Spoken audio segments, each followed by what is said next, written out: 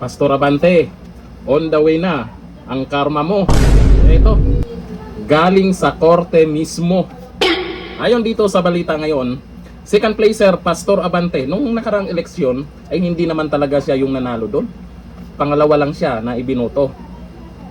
Ma-question matapos ang Supreme Court ruling, posibleng muling maungkat ang usapin sa pagkadeklara kay Manila 6th District Representative Benny Abante Jr. bilang nanalo kahit pumapangalawa lamang siya sa botohan. Naku. Kasunod ng final na desisyon ng Supreme Court na ibasura ang tinatawag na second placer rule. Noong August 26, 2026, denied with finality ng Supreme Court in bank ang motion for reconsideration ni Dato Pax Ali Magunda Dato, kaya pinagtibay ang naunang ruling na walang batas na nagbibigay sa second placer ng automatikong karapatang ideklarang panalo kapag na-disqualify o napatunayang ineligible ang kandidatong nakakuha ng pinakamaraming boto. Naku po, eto na, Abante, isa sa maingay, galing-galingan, tapang-tapangan, dila-dilaan. Dila. Oo nga pala, yung picture niya dapat yun yung ilagay, yung nakalabas dila ba? Sa 2025 Manila Congressional Race, nakakuha si Luis Joey Chua, ito dapat ito yung gusto ng mga tao ng 64,746 na boto laban sa 63,358 na si Abante.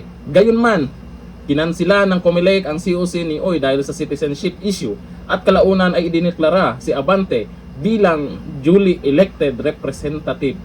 COMELEC, siguro naman mas mataas ang posisyon ng Supreme Court kaysa sa inyo.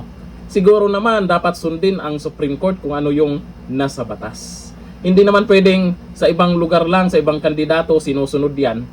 Pero pagdating dito kay Pastor ay kailangan siya talaga ang uupo dyan. Naku, nakakahiya naman. Nakakahiya yan. Yung hindi ikaw yung pinili, pero ikaw yung umupo talaga dyan. Abante, gaba yan. Magandang abangan to. Malay natin ay on the way na ang karma niya. Pero sa tingin ko dito ay mukhang andyan na sa harapan niya. At napapansin mo naman, Abante, sa balitang yan, ang daming natuwa, ang daming na-excite kung ano yung mga susunod na mangyayari. Ibig sabihin yan, inaayawan ka na talaga. O ayon dito sa mga nagkomento, Abante, sabi ni Glenn Goriano, ba't ganyan yung picture sa post? Yung labas dila dapat. Sabi ni Bunso, gabaan ang pastor ninyo. Sabi ni Joey Sodela, di naman nanalo yan. Ay, yan po ang tingin ng iba kasi hindi naman talaga siya nanalo. Yun nga lang kasi, siya yung pinaupo dyan. Sabi ni Jonathan Baguio, hindi naman talaga nanalo yan. O, Abante, sabagay may mga paraan yung mga yan. Hindi natin alam kung kailan na magdedesisyon tungkol dyan kasi tingnan nyo naman, anong petsa na? Ngayon pa lang napag-usapan na naman ito. At nung pagkatapos pa lang ng eleksyon, ay napag-usapan na yan.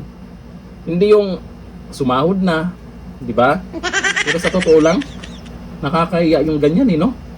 Yung hindi ka nanalo, pero ikaw yung umupo dyan. Paano na lang yung sasabihin ng mga masasakupan mo? Malamang, sa harap mo, hindi nila sasabihin yan.